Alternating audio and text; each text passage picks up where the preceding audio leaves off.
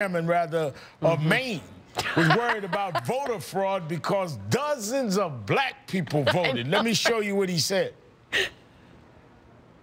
In some parts of the state, there were, for example, in some parts of rural Maine, there were dozens of black people who came in to vote at Election Day. Everybody has the right to vote. But nobody in town knows anybody that's black. How did that happen? I don't know. We're going to find out.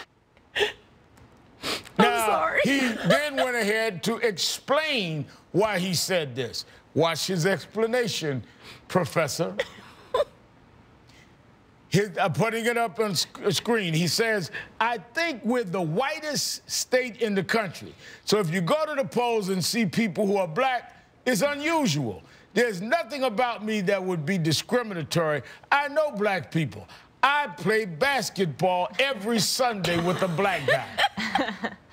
Well, you have to wonder, Reverend Al, like, where he thinks this black guy... I'm not making this up. This is a quote, Professor. Yeah, right. No, and you got to wonder, like, where does he think this black guy that he plays basketball came from? Like, does he think he has a family and goes to church and has a barber and have friends? Like, that is those dozens of black people who showed up. I mean, listen, that kind of unawareness, I think what you've done here is make exactly the connection, that part of the denial that the Romney campaign is feeling. And look, I get the human part of that. I get the, you know, as we heard Governor Christie saying, it does sting to lose an election, especially one like the U.S. presidency. But that denial, that belief that they could win, and then, you know, hearing from Maine, we didn't know that there were black people who lived here, basically.